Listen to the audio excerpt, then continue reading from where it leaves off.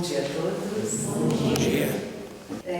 O tema dessa manhã é um tema assim, é longo, né? O título, mas eu acho que a gente pode resumir isso tudo na procura pela paz. Que necessitamos tanto falar sobre isso, principalmente nos dias que nós estamos vivendo, há muita necessidade de nós compreendermos o que é essa procura pela paz. E tentarmos de alguma forma encontrarmos a nossa paz. Porque muitos, mas muitos passarão por essa existência e irão embora sem encontrar um minuto de paz na sua existência, infelizmente. Então, cabe a nós procurarmos, pelo menos, a nossa paz interior. E nesse capítulo do Evangelho segundo o Espiritismo, a qual a Rosa se referiu, ela está no capítulo 5 do Evangelho segundo o Espiritismo, intitulado Bem-aventurados os aflitos. E tem um trecho dele que diz assim: Bem-aventurados os que choram, porque serão consolados. Bem-aventurados os que têm fome e sede de justiça, porque serão fartos. Bem-aventurados os que padecem perseguição por amor da justiça, porque deles é o reino dos céus. Bem-aventurados vós, os pobres, porque o vosso reino é de Deus. Bem-aventurados que agora tendes fome, porque sereis fartos. Bem-aventurados vós que agora chorais, porque rireis. Esse trecho das bem-aventuranças, que está contido no Sermão da Montanha, o Sermão da Montanha, segundo Mahatma Gandhi, ele fez assim, uma definição extraordinária, lembrando que Mahatma Gandhi ele não era cristão, né? Mahatma Gandhi foi aquele grande libertador da Índia, que estava sob o domínio britânico, e Mahatma Gandhi disse assim, que se perdessem todos os livros sagrados da humanidade, mas se conseguisse salvar o Sermão da Montanha, que na realidade nada teria se perdido. Incrível, né? Principalmente sendo uma pessoa que não era um cristão católico, e ele ter essa concepção dos livros sagrados. Mahatma Gandhi tinha um respeito extraordinário com relação ao Cristo. Reconhecia no Cristo um grande mestre, um grande mestre. E quando ele dá essa importância no Sermão da Montanha, é porque exatamente no Sermão da Montanha que está contido, resumidamente, todos os ensinamentos do Cristo. Se nós pegarmos todas as parábolas, todos os ensinamentos de Jesus, você vai procurar no Sermão da Montanha que está tudo ali, tudo. E nesse capítulo 5, ele vem nos trazer algumas mensagens sobre a justiça das aflições, as causas atuais das aflições, causas anteriores das aflições, motivos de resignação, bem e mal sofrer, tormentos voluntários, são alguns dos subitens que fazem parte deste capítulo 5. E todos eles vêm falar a mesma coisa com relação às nossas aflições, aos nossos sofrimentos, às nossas dores, à nossa falta de paz. O porquê disso tudo. Então, diante da doutrina espírita, nós vamos encontrar algumas explicações, como, por exemplo, a justiça das aflições.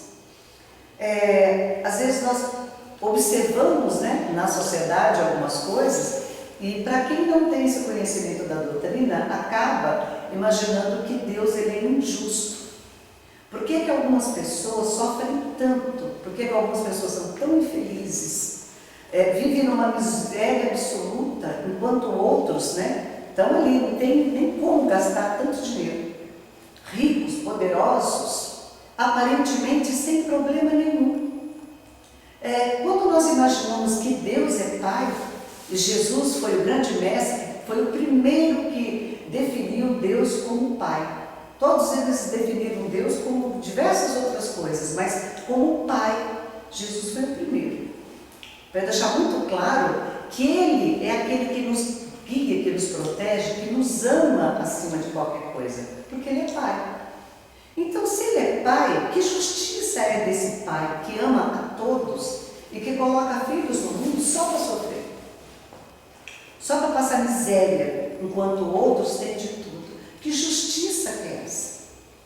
Se nós não tivermos o mínimo de conhecimento, das leis naturais da vida, nós vamos achar que Deus é injusto, e Ele não é.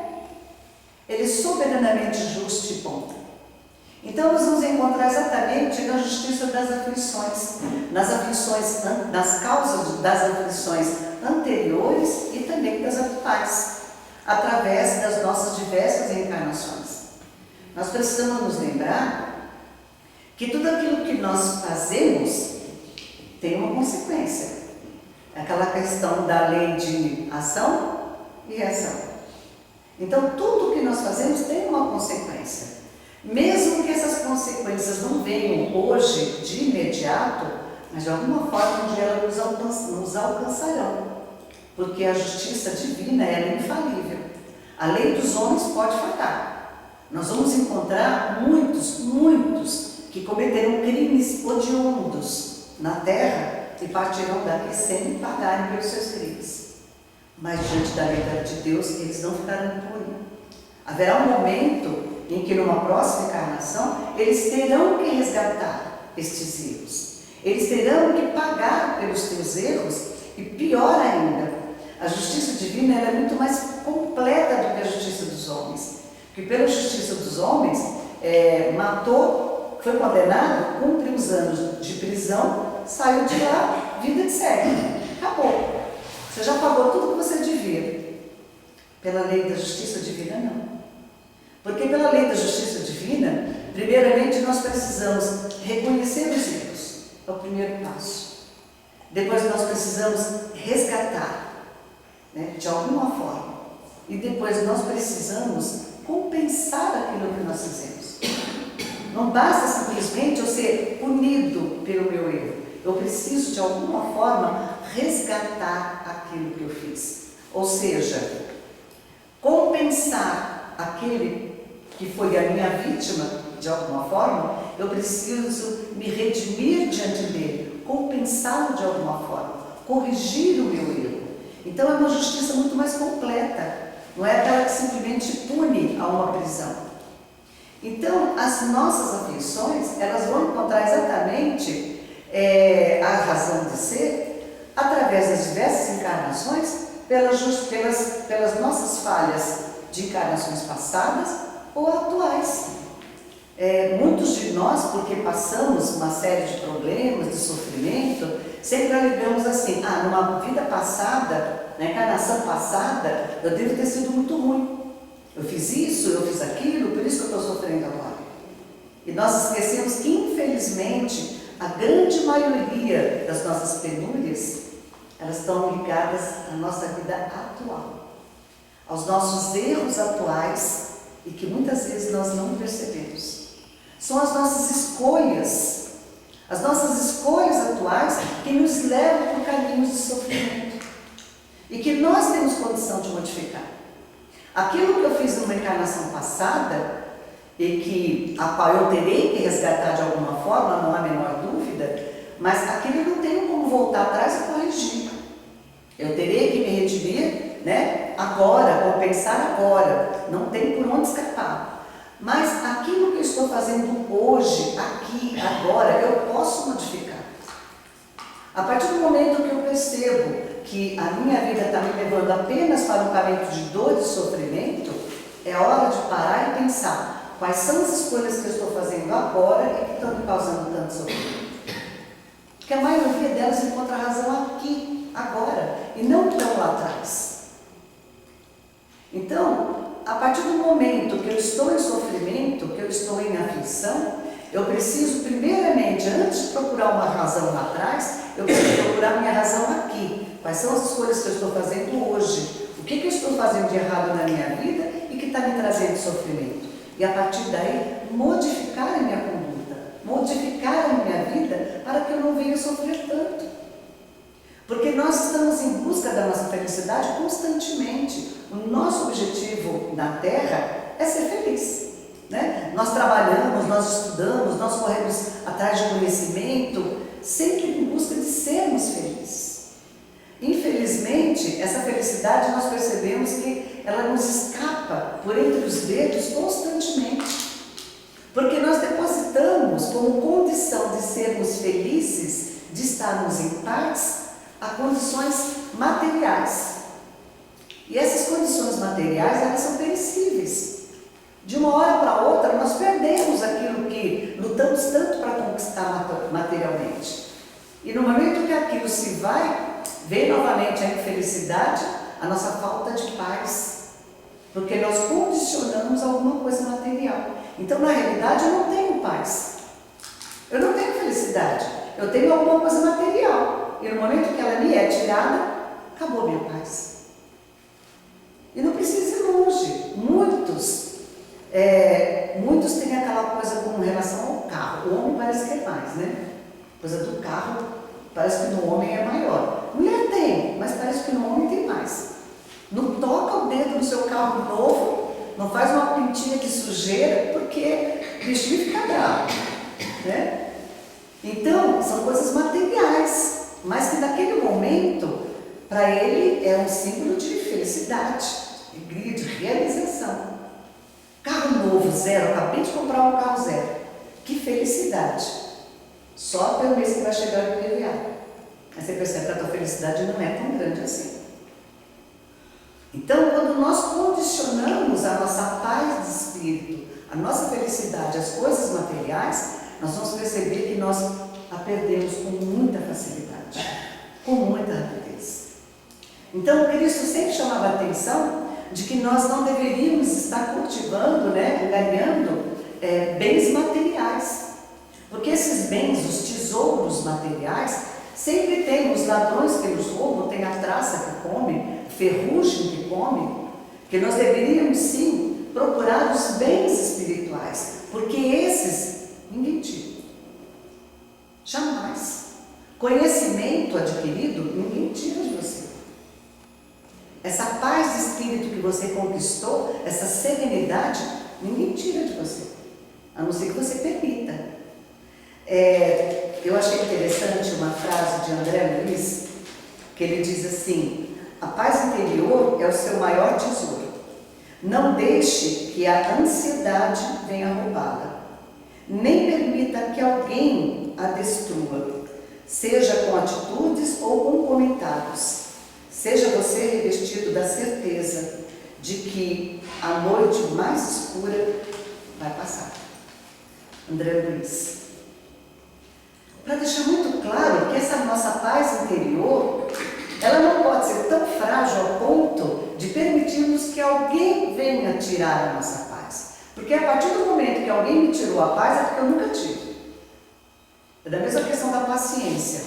Que a gente fala assim, fulano me tira a paciência. Ele não tira, porque você nunca teve. Ninguém perde aquilo que nunca teve.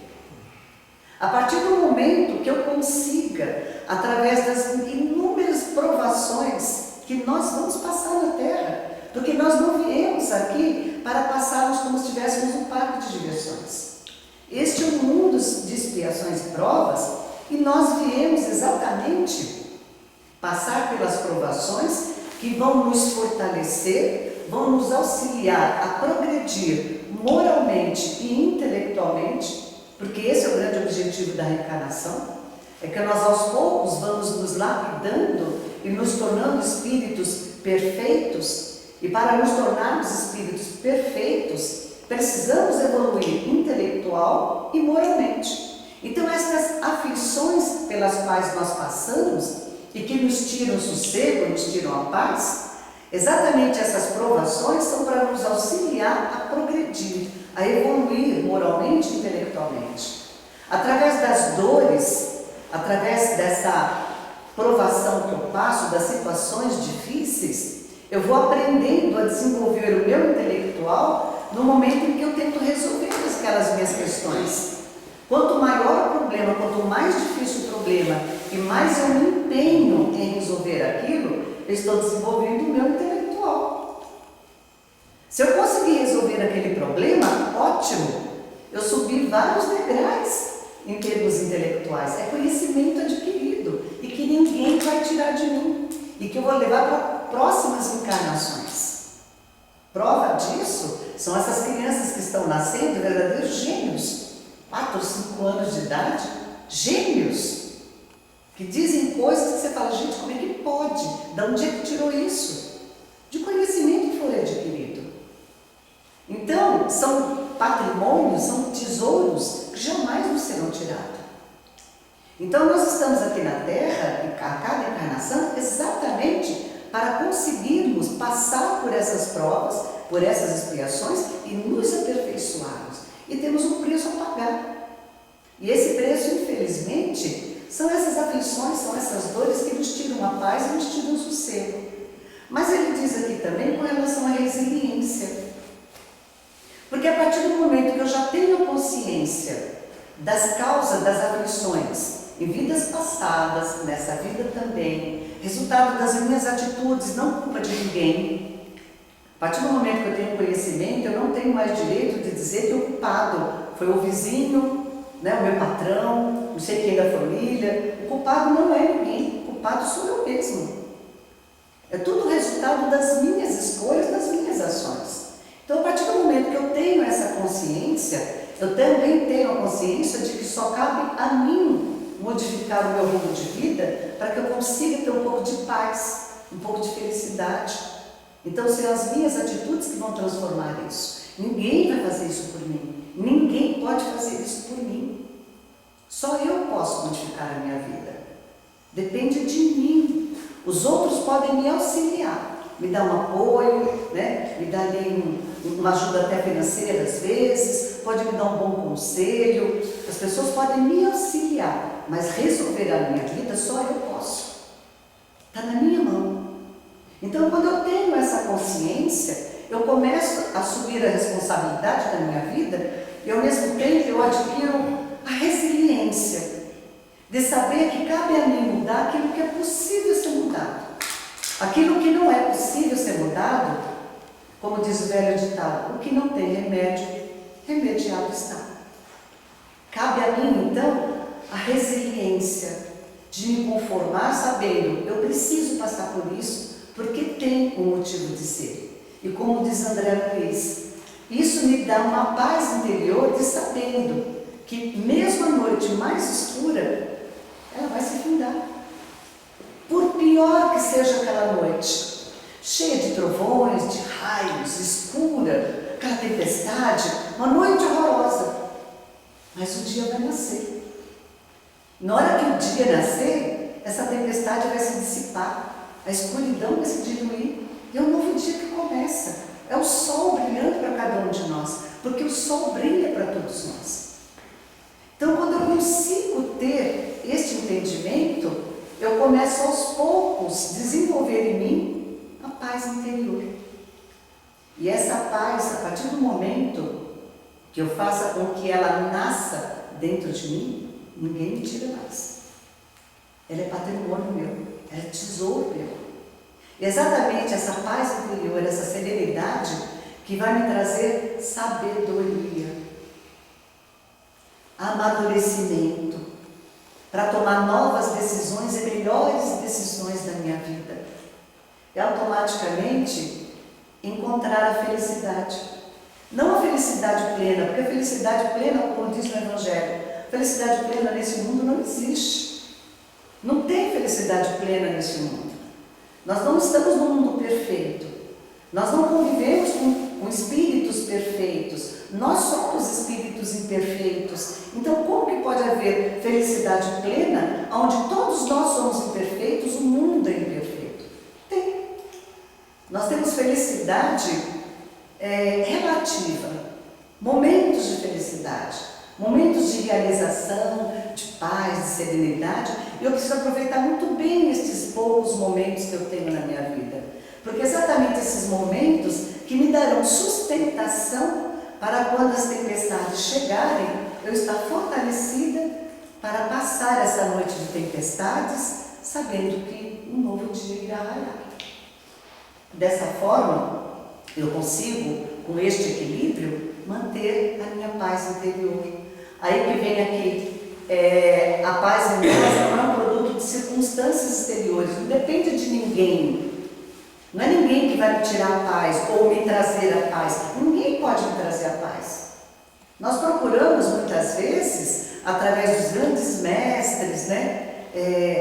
Dos grandes pastores, padres, santos, procuramos que eles nos tragam paz.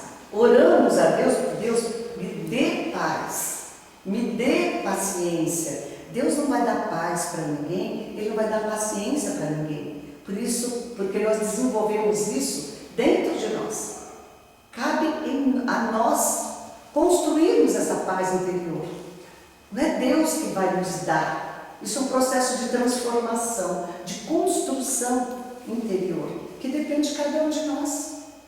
Então, a paz ela não é um produto de circunstâncias exteriores, não depende de ninguém. Ela depende de mim, da tranquilidade nascida do dever cumprido. Porque a partir do momento que eu tenho essa consciência de que assim, eu não vou cumprir nessa existência tudo o que eu me propus a cumprir. A gente sabe que não. Como nós somos espíritos imperfeitos, nós somos falíveis, nós estamos sempre repetindo a mesma lição, várias e várias vezes, como se estivéssemos numa escola. Estudamos, achando que já estamos preparados, quando vem a prova, nós reprovamos. Por vários motivos nós acabamos reprovando. Porque ainda não temos essa força, essa determinação de conseguirmos vencer aquela aprovação.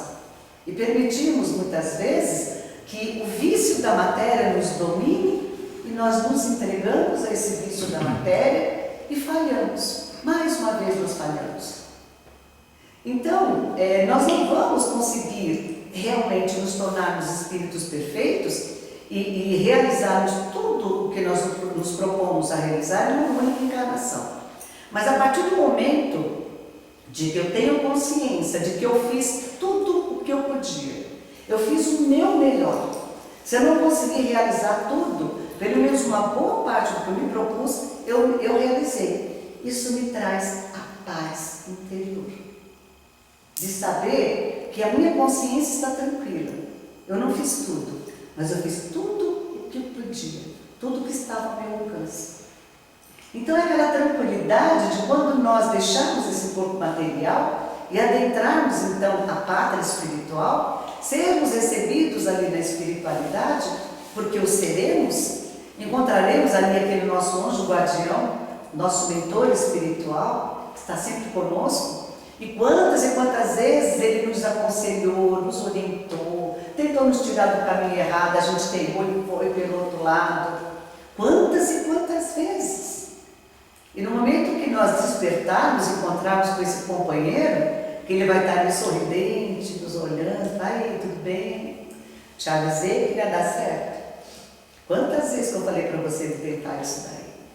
Lembra que várias vezes falei para você mudar o caminho, você teimou e foi pelo outro caminho? Olha quanta dor você poderia ter evitado se você tivesse me ouvido um pouco e tivesse seguido aquela trilha. É uma trilha difícil, essa de sacrifício? Mas é a trilha que traria felicidade para você. E traria paz, serenidade. Você preferiu ir pelo outro trilho, pela porta larga, né? Em vez da porta estreita.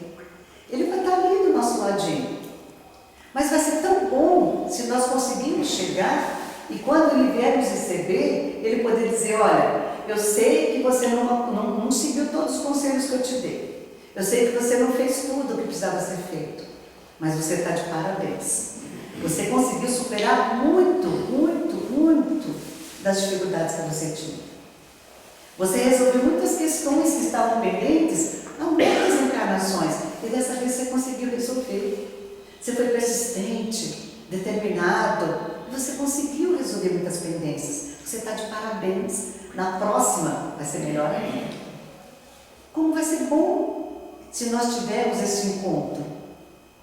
Complicado é se nós não fizermos nada para mudar essa nossa atual existência, e não fizermos nada para conseguirmos essa paz interior, essa paz de consciência, e no momento que nós nos encontrarmos, esse amigo, ele não vai brigar, ele não vai apontar o dedo na nossa cara, porque ele é um espírito superior, o espírito superior não faz isso.